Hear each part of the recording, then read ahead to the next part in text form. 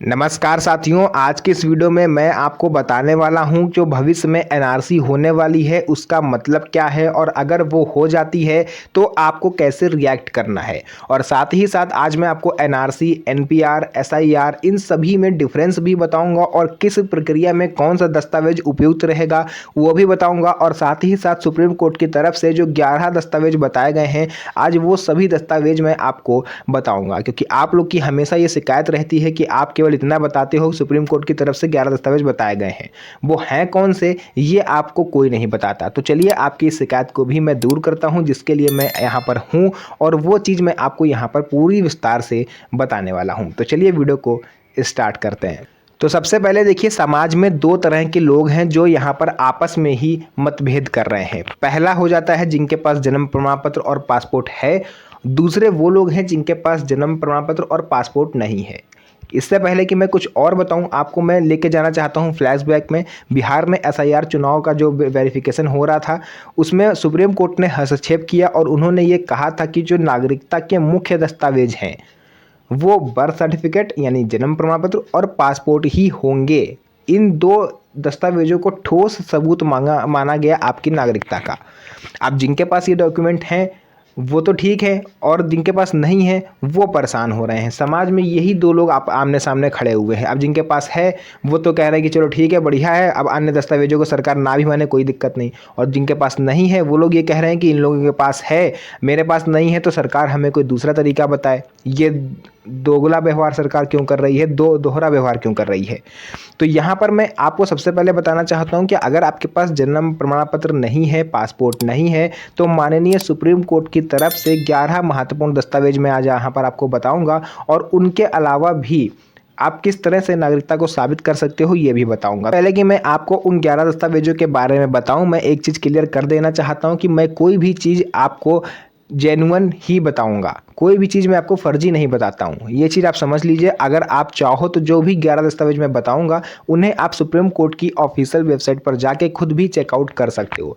तो नंबर 1 पर आपका जो दस्तावेज है वो तो आपको पता ही है, जन्म प्रमाण पत्र और पासपोर्ट। ये तो आपके दो मेन ठोस दस्तावेज हैं, बट इनके अलावा भी आपके पास बहुत सारे ऐसे दस्तावेज हैं जो आपको नागरिकता में आपकी मदद करेंगे। जैसे माता पिता का वोटर ID कार्ड, यदि आपके माता पिता का नाम 2003 की मतदाता सूची में है तो आपको वंश के आधार पर नागरिकता मिल जाएगी और आप सेफ रहोगे। अब आप में से बहुत से लोग बोलोगे कि हमारे पिता का नाम 2003 की वोटर लिस्ट में नहीं है, हमारी माता का नाम 2003 की वोटर लिस्ट में नहीं है। तो चलिए और थोड़ा सा अंदर जाते हैं। आपकी माता जी हैं, आपकी माता जी का नाम 2003 की वोटर लिस्ट में नहीं है, तो आप उनके मैके यानी अपने नाना के घर में, अगर उनके घर में या फिर मामा किसी का नाम भी 2003 की वोटर लिस्ट में है तो भी आप सेफ हो सकते हो इनडायरेक्टली, है ना। या फिर आपके पापा का नाम 2003 की वोटर लिस्ट में नहीं है, आपके दादा का नाम, आपके चाचा का नाम, आपके बड़े पापा का नाम, किसी का नाम तो 2003 की वोटर लिस्ट में जरूर होगा, तो आप उनका नाम भी अपने रिलेशन में डाल सकते हो, आपको भी नागरिकता जो है वो मिल जाएगी। इसके अलावा 2002 या 2003 की वोटर लिस्ट में नाम अगर नहीं है तो वो भी तरीका मैंने आपको बता दिया है। स्कूल की मार्कशीट या TC, आपने चाहे जहाँ तक पढ़ाई करी हो, वैसे तो हाई स्कूल की मार्कशीट लगती है यानी 10th क्लास की मार्कशीट, बट बहुत से लोग यहाँ पर बोलेंगे कि मैंने केवल 8वीं तक पढ़ा है, मैंने केवल 5वीं तक पढ़ा है, कोई कहेगा मैं केवल दूसरी कक्षा तक पढ़ा हुआ हूँ। तो जहाँ तक भी आप पढ़े हैं उसकी मार्कशीट या फिर TC अगर अवेलेबल हो आपके पास तो भी वो बेटर ऑप्शन होगा आपकी नागरिकता का। अगर नहीं है तो उसका भी यहाँ पर मैं उपाय बताऊंगा, क्योंकि बहुत से लोग ऐसे हैं जो स्कूल नहीं गए हैं, जिन्होंने शैक्षणिक अपनी जो भी योग्यता है उनके पास नहीं है। तो ऐसे में आप निवास प्रमाण पत्र भी दे सकते हो, ये दर्शाता है कि आप कितने वर्षों से भारत में रह रहे हो। लेकिन यहाँ पर भी एक कानूनी पेंच यहाँ पर फंसता है कि सरकार स्थायी निवास प्रमाण पत्र ही मानती है, यानी मूल निवास प्रमाण पत्र। बट बहुत से लोग ऐसे हैं जिनके पास केवल सामान्य निवास प्रमाण पत्र है। अगर आप यूपी साइड से हो तो आपके पास केवल सामान्य निवास प्रमाण पत्र होगा, क्योंकि यूपी में परमानेंट रेजिडेंशियल सर्टिफिकेट बनता ही नहीं है। अब यहाँ पर सरकार की गलती है कि वो स्थायी निवास प्रमाण पत्र क्यों नहीं बनवाते हैं। अगर नहीं बनवाते हैं तो फिर हमारा जो सामान्य निवास प्रमाण पत्र है वो उसी को मान्य करें। इस पर अभी मतभेद चल रहा है, देखते हैं सरकार का इस पर क्या फैसला आता है। जो भी फैसला आएगा हम सभी के हित में होगा। आप लोग निश्चिंत रहिए, क्योंकि हमारे पास तो निवास प्रमाण पत्र है। अब सामान्य हो या मूल हो, ये गवर्नमेंट को सोचना है, ये हम लोग का काम नहीं है। जाति प्रमाण पत्र अगर आप SC ST OBC कैटेगरी के हो तो आप लगा सकते हो। माता पिता का मृत्यु प्रमाण पत्र भी आप दे सकते हो। इसके थ्रू भी आपको बाई डिसेंट यानी वंश के आधार पर नागरिकता मिल जाएगी। कोई घर मकान दुकान की पुरानी रजिस्ट्री हो वो आप दिखा दो, पुराना वोटर ID कार्ड आपका हो आप वो दिखा दो, पुरानी बैंक पासबुक 1987 से पहले की हो, कोई भी LIC इंश्योरेंस वगैरह बीमा वगैरह अगर आपका हो तो आप उसे दिखा सकते हो। तो ये तो बात हो गई दस्तावेजों की कि कौन से 11 दस्तावेज हैं जो आपको सेफ रखते हैं बर्थ सर्टिफिकेट और पासपोर्ट के अलावा। अब हम लोग यहाँ पर बात करते हैं कि NRC क्या है, SIR क्या है और NPR क्या है। इसको लेकर के जो भ्रम फैला हुआ है समाज में, चलिए उसको थोड़ा सा दूर करते हैं। तो नंबर 1 पर बात करेंगे SIR की, क्योंकि वो इस टाइम चल भी रहा है। SIR मतलब होता है स्पेशल इंटेंसिव रिवीजन, यानी मतदाता सूची का पुनर्निरीक्षण। और ज़्यादा हिंदी में, इसको शुद्ध हिंदी में बोलें तो मतदाता सूची का संशोधन।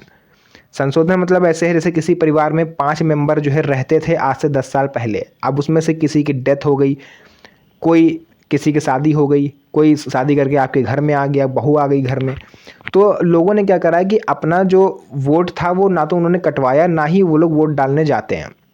जैसे किसी की डेथ हो गई तो वो कहाँ से वोट डालने जाएगा। बट सरकार की नज़र में तो वोटर हैं, सरकार तो उनके घर में 5 वोटर की नहीं है। अब सरकार को क्या पता कि उन 5 में से जो है एक की डेथ हो गई है, एक की शादी हो गई है ना, सरकार को तो ये सब कुछ नहीं पता।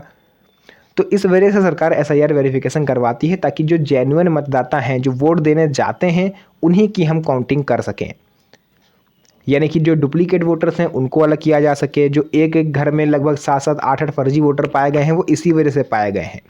तो ये केवल इतना है कि मतदाता सूची का संशोधन करना है और इससे आपकी नागरिकता का कोई मतलब नहीं है। आपसे कोई नागरिकता नहीं साबित करने को कहता है। 2003 की जो वोटर लिस्ट में नाम मांगा जा रहा है वो भी इसलिए मांगा जा रहा है कि आप अगर पुराने वोटर हो तो आपको आगे भी हम कंटिन्यू कर देंगे, अगर आप पुराने वोटर नहीं हो तो नाम आपका नए सिरे से सरकार जोड़ देगी। तो SIR का मतलब केवल इतना ही है कि मतदाता सूची का संशोधन। सेकंड नंबर पर आता है NRC, जो कि प्रस्तावित है और भारत सरकार की तरफ से कभी भी अनाउंसमेंट हो सकती है NRC को लेकर के। NRC का फुल फॉर्म होता है नेशनल रजिस्टर ऑफ सिटीजनशिप, यानी आपकी नागरिकता की जांच। इसमें आपकी नागरिकता की जांच करी जाएगी और आपसे वो दस्तावेज मांगे जाएंगे, आपसे पूछा जाएगा कि आप भारत के नागरिक हो या नहीं हो। अगर हो तो साबित करो और अगर नहीं हो तो आपको वापस आपके देश नहीं भेजा जाएगा, किसी दूसरे देश में नहीं भेजा जाएगा। ये चीज़ आप समझ लीजिए। सुप्रीम कोर्ट की तरफ से भी कहा जा चुका है कि किसी भी व्यक्ति को उसकी इच्छा के विरुद्ध जाकर उसको किसी दूसरे देश नहीं भेजेंगे। बट हाँ, कुछ सरकारी योजनाएं हैं जिनका लाभ आपको नहीं मिलेगा।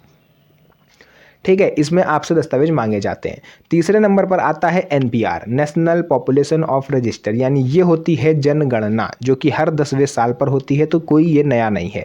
इन सभी में अगर कोई नया है तो वो है NRC, क्योंकि ये पहली बार होगा अगर भारत में हुआ। क्योंकि आज तक कितनी भी सरकारें आई भारत के इतिहास में, आज तक किसी से किसी की नागरिकता नहीं पूछी गई। बट अगर ऐसा होता है तो ये फर्स्ट टाइम होगा। तो इसके लिए आप अभी से तैयार रहिए। जो भी मैंने अभी 11 दस्तावेज की लिस्ट आपको बताई उनमें से कोई एक या कोई 2 दस्तावेज आप तैयार करवा लीजिए और यकीन मानिए कि आप आगे चल के सेफ रहोगे। चाहे NPR हो, NRC हो या फिर सरकार कुछ भी क्यों ना करवा ले, आप पूरी तरह से सेफ रहोगे। इसके अलावा जो भी चीज़ें थी मैंने यहाँ पर आपको पूरा बता दिया है। सबसे बड़ा सवाल ये है, क्या नागरिकता छिन जाएगी?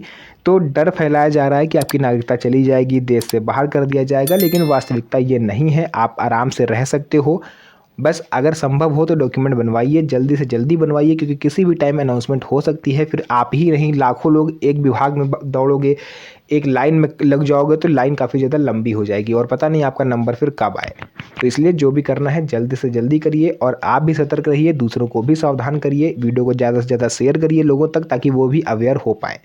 तो वीडियो पसंद आया हो, वीडियो को लाइक करके चैनल को सब्सक्राइब जरूर करें, क्योंकि इस तरह की वीडियोज़ मैं आपके लिए बनाता रहता हूँ। तो फिर से मुलाकात होगी आप सभी से एक और नई मज़ेदार वीडियो में। तब तक के लिए धन्यवाद। जय हिंद।